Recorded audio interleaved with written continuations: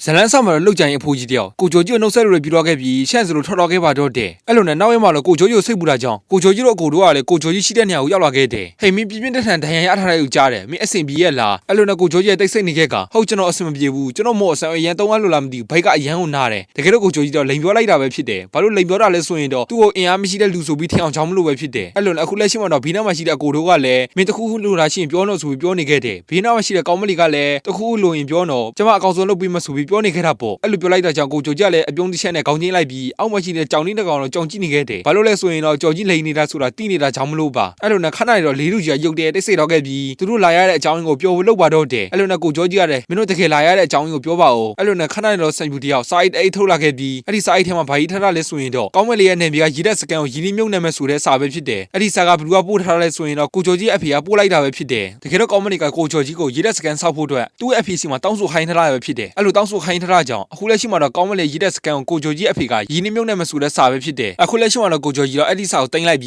းဟဲ့အကိုကအိမ်ရှိဆန်နဲ့တော်တွေ့ရအောင်မလားအင်းဟုတ်တယ်လေငါတို့ကဒီညာသူနဲ့အတူတွေ့ဖို့ချိန်ထားတယ်ဘာလို့တွေ့မှလဲဆိုရင်တော့ငါတို့ရည်တဲ့စကန်အကြောင်းကိုဆွေးနွေးဖို့အတွက်တော်တွေ့မဲ့ဆိုတော့ကိုချိုကြီးကိုရှင်းပြလိုက်ပါတော့တယ်အဲ့လိုနဲ့တစ်ဖက်ကကိုချိုကြီးကလည်းအလုပ်ဖြစ်မှာပါအိမ်ရှိဆန်မင်းကရည်တဲ့စကန်ကိုတီချာဖို့ရင်းနှီးမြုပ်နှံမဲ့ဆိုပြီးကိုချိုကြီးအကိုတို့ကိုပြောပြလိုက်ပါတော့တယ်နောက်ပြီးတော့ဒီစာအိတ်ကိုလာပို့မယ်ဆိုရင်အကိုတို့ကိုယ်တိုင်လာပို့စရာမလိုပါဘူးအစီကန်တရားကိုလာပို့ခိုင်းလို့ရတယ်ဆိုပြီးပြောနေခဲ့တယ်ဘေးနားမှာရှိတဲ့ဆန်ပြူကလည်းမဟုတ်ဘူးလေဒီစာအိတ်ကအရန်ကိုအရေးကြီးတယ်အဲ့ဒါကြောင့်ငါကိုယ်တိုင်လာပို့တာဆိုပြီးပြောနေခဲ့တာပေါ့အဲ့လိုနဲ့စကားလည်းပြောပြီးဖြစ်တာကြောင့်အကုန်လုံးနှုတ်ဆက်စကားပြောလိုက်ပြီးပြောချင်မှပဲအကုန်လုံးထွက်သွားခဲ့ကခဏနဲ့တော့ဧည့်သည်ကပြန်ရောက်လာခဲ့ပါတော့တယ်အဲ့ဒီဧည့်သည်တွေကဘသူတွေလဲဆိုရင်တော့ဇလိုက်နဲ့မင်းနေပြီးတော့နေရောက်ပဲဖြစ်တယ်ဘေးနားမှာရှိတဲ့ဇလိုက်ကတော့တိတ်ဆိတ်နေခဲ့ပြီးကိုချိုကြီးရဲ့စိတ်ထဲမှာတော့ဟာသူတို့တွေငါ့ကိုဘာအကူကြီးတောင်းပြအောင်မလဲကွာအဲ့လိုနဲ့ခဏနဲ့ကိုချိုကြီးတော့ကဲမင်းတို့တွေဘာပြောမလို့လဲဘေးနားမှာရှိတဲ့မင်းနေမီကလည်းကျမတောင်းမင်းပါနဲ့တခင်လေးသူတို့ကျမကိုစစ်စစ်တာမင်းနေမီဆိုတာတိသွားပြီးထင်တယ်အဲ့ဒါကြောင့်လဲဇလိုက်နဲ့မြေခွေတို့နေရာရဲ့အကူကြီးကိုလိုတယ်အဲ့လိုပြောလိုက်တော့ကိုချိုကြီးစိတ်ထဲမှာတော့အကုန်လုံးတိနေခဲ့တယ်ဘာလို့လဲဆိုရင်တော့အခုကိုချိုကြီးရဲ့ရှေ့မှာရက်နေတဲ့မင်းနေမီကဒီနန်းတော်မှာစစ်စစ်ခံရတော့မင်းနေမီဆိုတာတိသွားကြတာပဲဖြစ်တယ်အဲ့လိုတိတော့တာကြောင့်သူ့ရဲ့တိုင်းမျိုးကိုအမြန်ဆုံးပြန်ဖို့လိုပါတယ်ဒါပေမဲ့လည်းခက်တာကအဲ့လိုပြန်နေတဲ့အချိန်မှာပဲသူ့ကိုလှုပ်ချင်တဲ့လူတွေကသူ့ကိုစောင့်နေခဲ့ပါတယ်အဲ့လိုစောင့်နေတာကြောင့်သူ့ရဲ့တိုင်းမျိုးကိုအမြန်ဆုံးပြန်ဖို့တော့ခက်ပါတယ်အဲ့လိုခက်တာကြောင့်ဇက်လိုက်နဲ့မြေခွေးတို့ကိုသူ့ကိုလိုက်ဖို့ခိုင်းဖို့အတွက်အကူကြီးတောင်းနေတာပဲဖြစ်တယ်ကဲကောင်းပြီလေတောင်းမဲ့စရာမလိုပါဘူးမြို့ကမြေခွေးကောင်နေလဲဇက်လိုက်တို့ကိုမင်းလက်ထဲကိုလွှတ်လိုက်မယ်အဲ့လိုပြလိုက်တော့ကောင်းမလီကလည်းဟောအခုလိုလှုပ်ဖေးအတွက်ကြီးစုတင်ပါတယ်တခင်လေးဘီဒါမရှိတဲ့ဇက်လိုက်ကတော့တခင်လေးကိုကျွန်တော်ကာဝယ်ပေးလို့ချိန်ဆထားရလေအဲ့ဒါကြောင့်တခင်လေးနားကနေခွာလို့မရဘူးကိုကျော်ကျော်တစ်ချက်ပြုံးလိုက်ပြီးကိုကျော်ကြီးရဲ့စိတ်ထဲမှာတော့ငါအဲ့ဒီဇက်လိုက်ကိုလောလောဆယ်ငါရဲ့ဘီနာကနေအဝေးကိုပို့ရမယ်ဘာလို့လဲဆိုရင်တော့ငါနောက်ရဲ့ကြိုင်ရှေ့အောင်မော်ဆန်တော့ရှာရအောင်ပါပဲအဲ့လိုနဲ့ကိုကျော်ကြီးတော့ဇက်လိုက်ဘက်ကိုလဲလာခဲ့ပြီ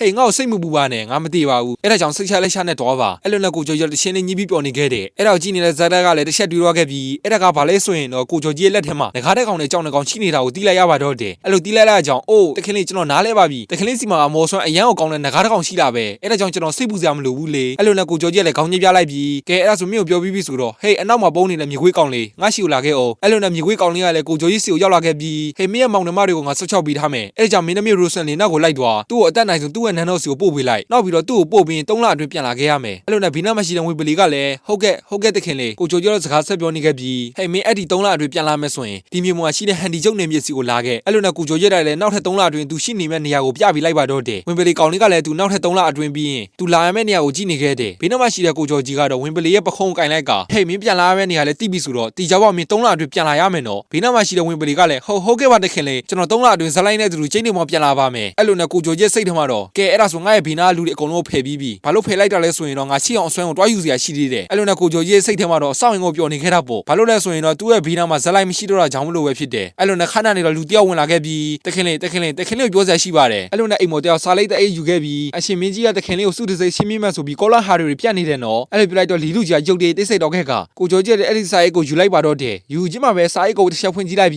အဲ့ဒီထဲမှာဘာကြီးထထလဲဆိုရင်တော့အရှင်မင်းကြီးရဲ့တိုင်းပြည်သူပြည်သားတွေကိုကိုချိုကြီးတယောက်ကာဝယ်ပေးလိုက်တာကြောင့်စုတစိမ့်ရှင်းမိမှပဲဖြစ်တယ်အဲ့လိုနဲ့ကိုချိုကြီးကစောင့်ရင်စိတ်တကြတော့တာပေါ့ဘာလို့လဲဆိုရင်တော့ကိုချိုကြီးတော့စုတစိမ့်တွေမလို့ချင်တာကြောင့်မလို့ပဲဖြစ်တယ်ဘာလို့စုတစိမ့်မလို့ချင်တာလဲဆိုရင်တော့ကိုချိုကြီးကထင်မို့တာမကြိုက်လို့ပါအဲ့လိုနဲ့နောက်ရက်မှာတော့လေတစီနဲ့ကိုချိုကြီးတို့တက်နေရကိုတွားနေခဲ့တယ်အဲ့လိုနဲ့နောက်ဆုံးမှာတော့သူတွားခြင်းတဲ့နေရာကိုရောက်လာခဲ့ပြီးတကားကိုတစ်ချက်ဖွင့်လိုက်ကကိုချိုကြီးနဲ့ငကားတို့ဆက်တွားခဲ့ပါတော့တယ်သူတို့တွားနေတဲ့နေရာကဘယ်နေရာလဲဆိုရင်တော့ဘင်ကြီးအစကမွေးနေဝေလောက်ခဲ့တဲ့နေရာကိုတွားနေတာပဲဖြစ်တယ်ဘာလို့တွားနေတာလဲဆိုရင်တော့ကိုချိုကြီးကိုပြီးတဲ့စုတစိမ့်ကိုတွားယူမှာပဲဖြစ်တယ်အဲ့လိုနဲ့ကိုချိုကြီးတော့ဆက်တော့ခဲ့ပြီးဒီနေ့မှရှိတဲ့သူတွေကတော့ကိုချိုကြီးကိုအံ့ဩစွာနဲ့ကြည့်နေခဲ့တာပေါ့ဘာလို့လဲဆိုရင်တော့ဒီမှာရှိတဲ့ပြည်သူပြည်သားတွေကိုကိုချိုကြီးတော့သူ့ရဲ့ဒိုင်းကနေကာဝယ်ပေးလိုက်တာကြောင့်မလို့ပါအဲ့လိုနဲ့ဘီနာမှာရှိတဲ့လူတွေကတော့ငွေရလေးနဲ့တခင်လေးငွေရအောင်လေးနဲ့တခင်လေးဆိုပြီးစပြီး over တော့တယ်ကိုချိုကြီးအဲ့လိုခေါ်ခံရတာကြောင့်စောင့်ရောစိတ်ညစ်နေခဲ့ပြီးဘီနာမှာရှိတဲ့ကိုချိုကြီးတက်တော်ဆောင်တွေကတော့အရန်ကိုပျော်နေခဲ့တယ်ဟိုလေးတခင်လေးအခုတခင်လေးကငွေရအောင်လေးနဲ့တခင်လေးလို့ခေါ်နေကြတယ်အဲ့ဒါကြောင့်ကျွန်တော်အရန်ပျော်တာပဲဗျာအဲ့လိုနဲ့ဘီနာမှာရှိတဲ့ကိုရန်တော်ကလည်းသူ့ရဲ့တခင်လေးကအရန်ကိုနာမည် ကြီးတော့ကြောင့်အရန်ကိုပြောနေခဲ့တယ်ဒါပေမဲ့လည်းမပြောတာဆိုလို့ကိုကျော်ကြီးတယောက်တည်းပါပဲဟူစိတ်ကြီးပါတယ်ကွာငါ့ငွေအောင်လင်းတန်းတခင်ထဲလားအဲ့လိုနဲ့ကိုကျော်ကြီးတော့သူ့ကိုဒီလိုမပြောဖို့အတွက်ကိုရန်တော်ကိုပြောနေခဲ့ပြီးခဏတော့ဘရင်ပွဲချစ်ပါမဲ့နေရာကိုတွားနေခဲ့ပြီ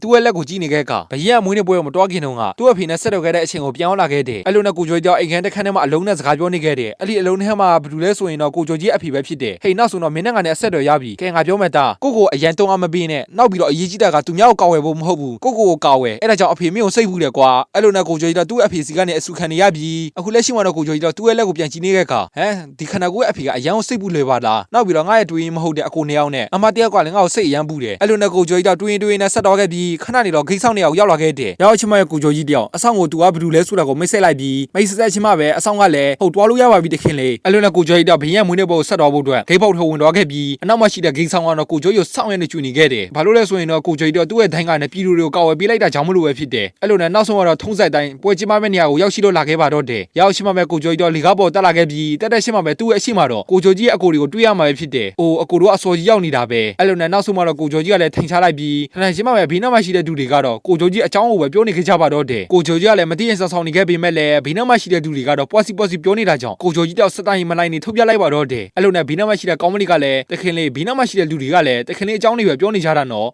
ဟုတ်ပါတယ်လေအဲ့ဒါကြီးထားပါဦးမင်းကဒီနေ့ပွဲပြီးမင်းကပြန်တော့မှဆိုဘေးနားမှာရှိတဲ့ကောင်းမလီကလည်းဟုတ်တဲ့တခင်လေးကျမမနဲ့ဖြန်ကြိုင်ပြန်တော့မှနောက်ပြီးတော့တခင်လေးကကျမနယ်မြေကိုလိုက်အောင်မှဆိုအဲ့ဒါကြောင့်ကျမရဲ့နယ်မြေမှာပြန်တွေးမယ်နော်အဲ့လိုနဲ့ဘေးနားမှာရှိတဲ့ကျော်ကြီးကလည်းကျွန်တော်လည်းခဏနေကြိုင်လိုက်ခဲ့မယ်အဲ့ဒီနယ်မြေကြိုင်ပြန်တွေးကြတာပေါ့နောက်ပြီးတော့ကျွန်တော်ကလည်းတမုတ်တရားကြီးကိုမြင်ကျင်သေးတယ်တကယ်တော့ကိုကျော်ရဲ့စိတ်ထဲမှာအဲ့လိုမဟုတ်ပါဘူးအဲ့ဒီကောင်းမလီရဲ့နယ်မြေမှာအရှိအောင်ဆွဲနေတွားယူမှကြောင်းမလို့ပဲဖြစ်တယ်အဲ့လိုနဲ့ကိုကျော်တို့စကိုင်းဝိုင်းကလည်းဆက်ပြောခဲ့ပြီးခဏတော့စင်ပေါ်မှာရှိတဲ့ဘရင်ကတော့ရုတ်တရက်မိုက်နာကိုရောက်လာခဲ့ကကိုကျော်ကြီးရဲ့တစ်ချက်ကြည့်လိုက်ပြီးခဏတော့ဘရင်ကစကားဆက်ပြောပါတော့တယ်ဟိုနေ့ကဖြစ်ခဲ့တဲ့အရာတွေအတွက်ကျွန်တော်မျိုးတောင်းမှပါတယ်ဒါပေမဲ့လည်းဒီနေ့မှာတော့အဲ့ဒီအဖြစ်အပျက်ကိုကာဝယ်ပေးခဲ့တဲ့သူတွေကိုစုရှင်းမြင့်မှပဲဆိုပြီးပြောလိုက်ပါတော့တယ်အဲ့လိုပြောနေတာကြောင့်အောက်မှာရှိတဲ့သူတွေကလည်းထလာခဲ့ပြီးမထပဲကြည့်နေတာကတော့ကိုကျော်ကြီးတယောက်တည်းပါပဲမနေ့တော့ငါ့ကိုငကားလေးပြောခဲ့ပါတယ်အဲ့လိုနဲ့အဲ့ဒီပွဲတွေကိုမလာခင်တော့ငကားလေးပြောတဲ့စကားကိုမြင်အောင်နေခဲ့တယ်အဲ့ဒီငကားလေးကဘာပြောလဲဆိုရင်တော့တခင်လေးဘင်ကြီးရဲ့ခန္ဓာကိုယ်ကလည်းဘာဆွမ်းမခံစားမိဘူးဒါပေမဲ့အရှိဆန်မင်းသားတယောက်တည်းကိုပဲထူးဆန်းတယ်လို့ခံစားရတယ်အဲ့လိုနဲ့ငကားလေးတယောက်ကိုကျော်ကြီးကိုပြောပြနေခဲ့ပြီးဘေးနားမှာရှိတဲ့ကိုကျော်ကြီးကတော့ဟုတ်ပါပြီဒါကိုငါတို့ကြားပဲလိုအပ်ချက်အဖြစ်ထားနော်အဲ့လိုနဲ့ငကားလေးကလည်းကိုကျော်ကြီးနဲ့အတူတူလိုအပ်ချက်တွေထားတော့မှကြောင့်ဟုတ်ကဲ့တခင်လေးဒီအကြောင်းဘယ်သူမှမပြောပြပါဘူးအဲ့လိုနဲ့အခုလက်ရှိမှာတော့ကိုကျော်ကြီးနဲ့ငကားတို့နှစ်ယောက်တာဘရင်မိတ်ခွန်းကိုနားထောင်နေခဲ့တာပေါ့ကဲအဲ့ဒါဆိုကိုတို့စကားအကြာကြီးမပြောတော့ဘူးဟိုနေ့ကဖြစ်ခဲ့တဲ့အရာတွေကိုကာဝယ်ပေးခဲ့တဲ့သူရဲ့ကောင်းတွေကိုစုချင်းမြင့်မယ်အဲ့လိုနဲ့ဟိုနေ့တော့ငါကာဝယ်ပေးခဲ့တဲ့လူတွေကိုစုချင်းမြင့်နေခဲ့ပြီးခဏတော့စုချင်းမြင့်လို့လည်းပြီးတော့ပါတော့တယ်ကိုကျော်ကြီးဘက်ကငကားလေးဘက်မှာတ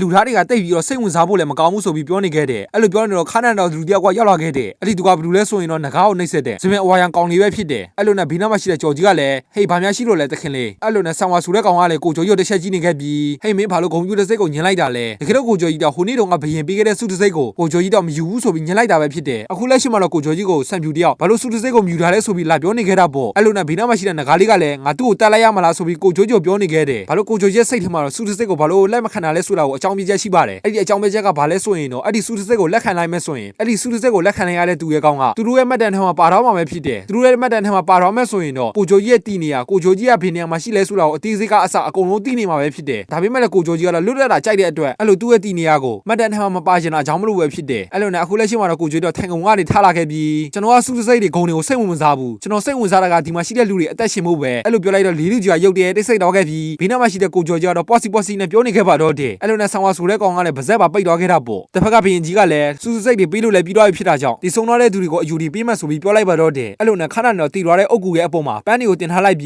ြီးတီရွာရဲ့လူတွေကိုစုတောင်စကားပြောနေခဲ့ပါတော့တယ်တစ်ဖက်ကကိုကျော်ကြီးကစုတောင်စကားပြောနေခဲ့ပြီးအရှိဆန်မင်းသားလည်းအပါဝင်ပါပဲအဲ့လိုနဲ့နောက်ဆုံးမှတော့တီရွာရဲ့လူတွေကိုစုတောင်စကားလည်းပြောလို့လည်းပြီးတော့ဖြစ်တာကြောင့်ကိုကျော်ရဲ့ရင်မကိုတစ်ချက်ကန်လိုက်ကဘေးနားမှာရှိတဲ့ဆန်ပြူကကိုကျော်ကြီးနောက်ရောက်လာခဲ့တယ်ဟေးမင်းအဆင်ပြေရလားမင်းကိုတွန်းအားမပေးနဲ့နော်မင်းဟိုနေ့တုန်းကပြောတာကတော့အရန်ကိုနေမကောင်းဘူးဆိုအဲ့ဒါကြောင့်ကိုတွန်းအားမပေးနဲ့အဲ့လိုနဲ့ကိုကျော်ကြီးစိတ်ပူတာကြောင့်ဘေးနားကနေဆန်ပြူတော့ပေါ့စီပြောနေခဲ့ပါတော့တယ်ကိုကျော်ကြီးသူ့ရဲ့ရင်မမှာရှိတဲ့အိတ်ကောက်တစ်ချက်ကန်လိုက်ပြီးအဲ့ဒီအိတ်ကက်ထဲမှာဘာရှိတာလဲဆိုရင်တော့အရှိဆန်မင်းသားပေးထားတဲ့ရွှေအောင်ကြောက်ပြားရှိတာပဲဖြစ်တယ်အဲ့ဒီရွှေအောင်ကြောက်ပြားကဘာလို့ရတာလဲဆိုရင်တော့ဒီကဘာမှာရှိတဲ့ပစ္စည်းတွေကိုကြိုက်တာနှစ်ခုဝယ်လို့ရမှာပဲဖြစ်တယ်အဲ့ဒီနှစ်ခုကလည်းကိုကျော်ကြီးကြိုက်တာဝယ်လို့ရပါတယ်တန်ဖိုးကတော့အရေးမကြီးပါဘူးအဲ့လိုနဲ့ကိုကျော်ကြီးကအဝေးကနေသူ့ရဲ့ရင်မုတ်ကိုင်းတွေကစောင့်ရုံပြောနေခဲ့တာပေါ့ဘာလို့လဲဆိုရင်တော့အရှိဆန်မင်းသားကသူ့ကိုအဲ့ဒီငွေပြားပေးလိုက်တာကြောင့်မလို့ပဲဖြစ်တယ်ကဲအဲ့ဒါဆိုအဲ့ဒီငွေပြားနဲ့တန်းအောင်ငါအကောင်းအသုံးချရမယ်အဲ့လိုနဲ့ဘေးနားမှာရှိတဲ့ငကားလေးကလည်းဟိတ်တခင်လေးအဲ့ဒီငွေပြားကိုဘာလို့ဖို့ကြံနေတာလဲနောက်ပြီးတော့တခင်လေးသတိထားတော့ဘေးနားမှာရှိတဲ့လူတွေကတခင်လေးကိုပဲကြည့်နေကြတယ်အဲ့လိုနဲ့ကိုကျော်ကြီးကလက်ချက်ကြည့်လိုက်ပြီးဘေးနားမှာရှိတဲ့လူတွေကတော့ငွေအောင်တိုင်းတခင်ဆိုပြီးကိုကျော်ငီးကြည့်နေခဲ့ပါတော့တယ်ကိုကျော်ကြီးကလည်းထင်မောတာမကြိုက်တာကြောင့်ချက်ဆိုလို့ထွက်ထားခဲ့တာပေါ့အဲ့လိုနဲ့နောက်ဝဲမှာတော့ကိုကျော်ကြီးတယောက်ဇဝဲကုန်းပေါ်ဘုံတွေချလိုက်ပါတော့တယ်အဲ့ဒီဘုံကဘရားရတာလဲဆိုရင်တော့ဘရင်ကမွေးနေ့ပွဲတုန်းကမော်စရာအယူစီကရထားတာပဲဖြစ်တယ်ကဲအဲ့ဒါဆိုဟိုကောင်မလေးရဲ့ ရဲ့နေမျိုးတွားကြရအောင်နောက်ပြီးတော့အဲ့ဒီရေဝဲတွေကိုဖျက်ဆီးဖို့အတွက်ဒီကဘုံတွေကလိုတယ်လေအဲ့လိုနဲ့ကိုကျော်ကြီးတော့စောင့်ရင်းနဲ့ပျော်နေခဲ့ပါတော့တယ်ဘီနောက်မှရှိတဲ့နဂါလေးကတော့ဘိုက်စားတာကြောင့်အဆာဖို့အတွက်လှုပ်တော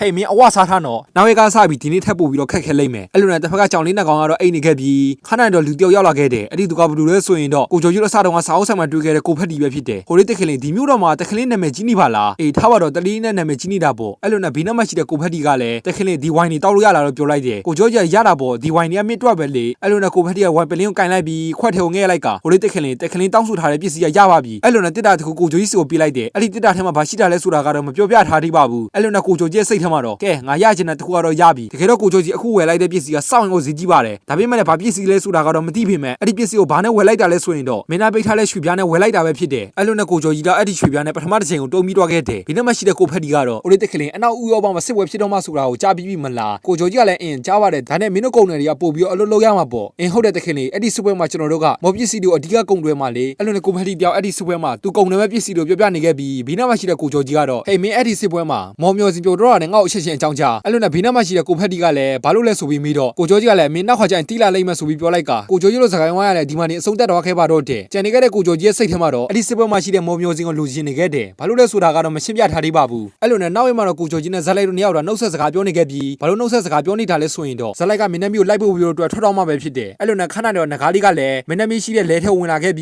းဟိုလေးလူသားဒီစာအုပ်တွေပေးတဲ့အတွက်ကျေးဇူးတင်ပါတယ်ဘေးနားမှာရှိတဲ့မင်းသမီးကလည်းရပါတယ်ဒီမော်စာအုပ်တွေကဘာမှမဟုတ်ပါဘူးနောက်ပြီးတော့ငကားလေးကလည်းမော်စာအုပ်ဖတ်ချင်တယ်ဆိုတော့အရန်ကိုထူးဆန်းနေပါလားအင်းထူးဆန်းမှာပေါ့ကျွန်တော်ကဟိုလူသားကိုကောက်ဝယ်ပေးရအောင်မလေအဲ့ဒါကြောင့်ကျွန်တော်ကပို့ပြီးတော့မော်ပညာတွေကိုပို့ပြီးတော့တတ်ထားတဲ့နဲ့လေအဲ့လိုနဲ့ဘေးနားမှာရှိတဲ့ကောင်မလေးကလည်းတစ်ချက်ပြုံးလိုက်ပြီးဟိုလေးငကားလေးကျွန်မတစ်ခုပြောလို့ရမလားတခင်လေးကိုငကားလေးရဲ့နာမည်ကိုပေးခိုင်းလိုက်ပါလားငကားလေးကလည်းသိကြတာပေါ့ကျွန်တော်သူ့ကိုနာမည်စဉ်းစားဖို့ပြောလိုက်မယ်အဲ့လိုနဲ့ငကားလေးနဲ့ကောင်မလေးတို့ကလည်းနှုတ်ဆက်လို့ပြီးသွားခဲ့ပြီးအပြင်ဘက်ကကြော်ကြီးနဲ့ဇက်လိုက်တို့ကလည်းတယောက်နဲ့တယောက်နှုတ်ဆက်စကားပြောနေခဲ့ပါတော့တဲ့အဲ့ဒီကြားထဲကဝင်ပလီကောင်လေးကလည်းဟိုလေးတခင်လေးကျွန်တော်ကျင်းနေပေါ်ပြန်လာခဲ့ပါမယ်အဲ့ဒီအချိန်ကျရင်ပြန်လူကြတာပေါ့အဲ့လိုနဲ့ခဏနဲ့သူ့ရဲ့ဝင်ပလီမောင်နှမတွေကိုနှုတ်ဆက်စကားပြောနေခဲ့ပြီးတစ်ဖက်ကကိုချိုကြီးဘက်မှာတော့ဇက်လိုက်ကဟိုလေးတခင်လေးဟိုအယူမော့ဆရာနဲ့တွေ့ရင်ငကားလေးကိုတက်ပြဖို့ပြောလိုက်တော့ကျွန်တော်အဲ့တုန်းကမော်ဆရာအယူကိုလှက်ဖက်ဖြတ်နိုင်ခဲ့တာဒါပေမဲ့နောက်ခါကျရင်တခင်လေးနဲ့တွေ့မှဆိုရင်အဲ့ဒီကောင်ငကားလေးကိုတက်ဖို့အတွက်ပြောလိုက်အဲ့လိုနဲ့ဇက်လိုက်တဲ့ကိုချိုကြီးကိုမာနေခဲ့ပြီးခဏနဲ့တော့ကိုချိုကြီးကသူ့ရဲ့လက်နဲ့ဝင်သားလိုက်ကဟဲ့မင်းငါ့ကိုအဲ့လောက်ထိစိတ်ပူစရာမလိုပါဘူးနောက်ပြီးတော့ငါအဲ့ဒီမော်ဆရာအယူနဲ့လည်းတွေ့မှာမဟုတ်ဘူးနောက်ပြီးတော့လည်းမင်းရဲ့လန်ခီမှာကိုကိုဂူးဆိုင်ဒဏ်ရာမရစီနဲ့အဲ့လိုပြောလိုက်တော့ဇက်လိုက်ကလည်းတစ်ချက်ပြုံးလိုက်ပြီးကျွန်တော်ကျင်းနေပေါ်တခင်လေးစီကိုပြန်လာခဲ့ပါမယ်အဲ့ဒါကြောင့်နောက်မှတွေ့ကြတာပေါ့အဲ့လိုနဲ့ကိုချိုကြီးရဲ့ခေါင်းချင်းလိုက်ပြီးသူ့ရဲ့လဲပေါ်တက်တော့ခဲ့ကချမ်းစလို့လဲတကောက်ကိုပိတ်လိုက်ပါတော့တယ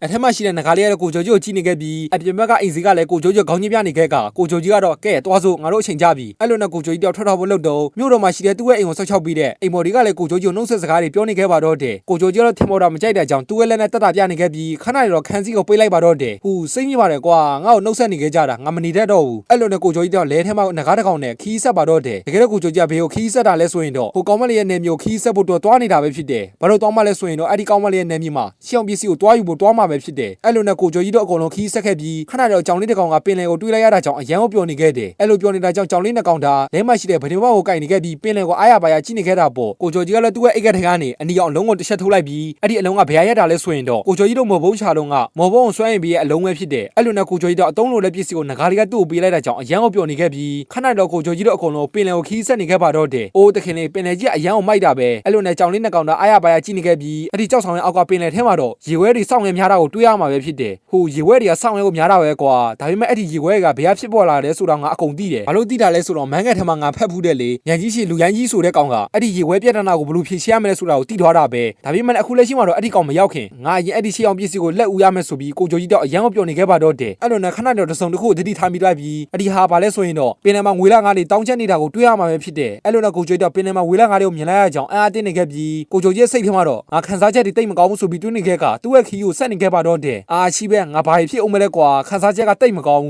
းအဲ့လိုနဲ့ကိုချိုကြီးတော့ခန်းစားချက်တိတ်မကောင်းတာကြောင့်စိတ်ညစ်နေခဲ့ကကဲဒီပိုင်းတော့ဒီမှာပဲစတင်ထားခြင်းပါတယ်ဗျနောက်ထပ်အပိုင်းကိုတော့မနေ့ဖြန်ကြမှာဆက်တင်လာပြပါမယ်အဆုံးထိချစ်ချုပ်ပြကြတဲ့ငွေချင်းအားလုံးကိုကျေးဇူးတင်ပါတယ်